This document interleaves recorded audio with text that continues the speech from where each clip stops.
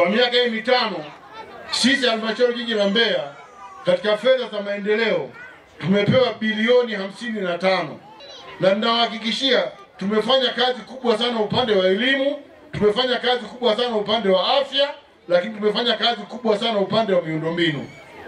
Kwa hiyo katika haya nimshukuru vile Dr. Tulia amekuwa ni msaada mkubwa, kwa sababu Dr. Tulia amekuwa ni connection nzuri. Kila jambo ambalo nampigia simu huwa hachelewi kulifanyia kazi. Leo katika jiji la Mbeya tumejenga vituo zaidi ya 5 vituo vya afya vipya.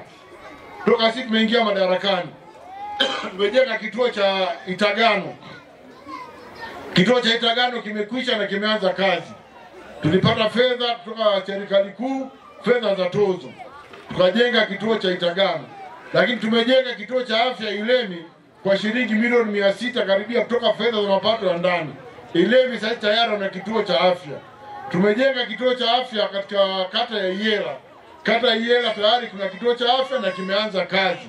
Lakini tumejenga kituo cha afya katika kata ya Mwakibete na tumejenga kituo cha afya katika kata ya Isyesye.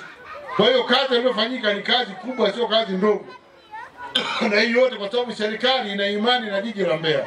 Lakini jiji la Mbeya tumefanya maendeleo makubwa katika maeneo mbalimbali. Tumeanza kuirudisha hadhi ya jiji la Mbeya. Jiji la Mbeya tumepata tuzo za usafi miaka 2 mfululizo. Jiji la Mbeya tumekuwa wa pili katika usafi na mazingira katika majiji yote ya Tanzania. Wa kwanza kaongoza Tanga, sisi tumekuwa wa pili. Kwa hiyo ndugu zangu, mimi niendelee kuhakikishia na kuambia kwamba halmashauri ya jiji la Mbeya ambayo ninaiongoza iko vizuri na tunakwenda vizuri. Tumejenga shule mpya za msingi. Leo ukipita pale Mkapa ukiangalia shule English Medium tumejenga Mkapa, gorofa 4 tumejenga.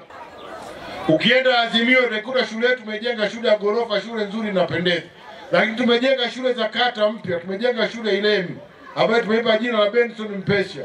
Tumejenga shule mpya ya kata katika kata ya Ilomba kule mtaa wa Tonya.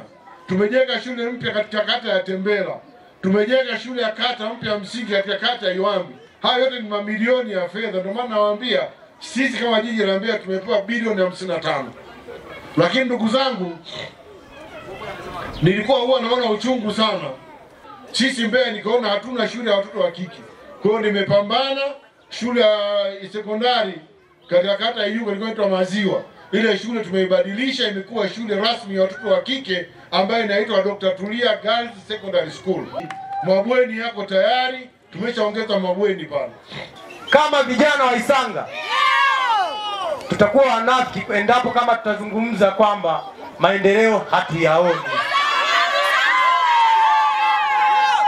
Lakini pana miaka 2 hapa katikati tulikuwa tunalalamika mara barabara, mara taa, mara nini. Leo hii mwenye macho ambiwi tazama.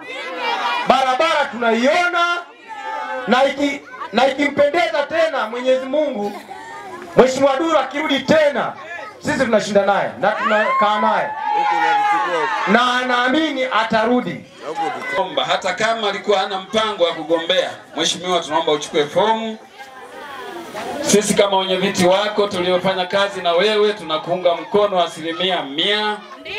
Tunawaomba wananchi wa kata ya Isanga asiye na macho jamani, hata kutembea, kugusa, kupapasa, naomba mpe kura za ndio atakapo kubali kugombea udiwani kwenye kata yetu ya Isanga.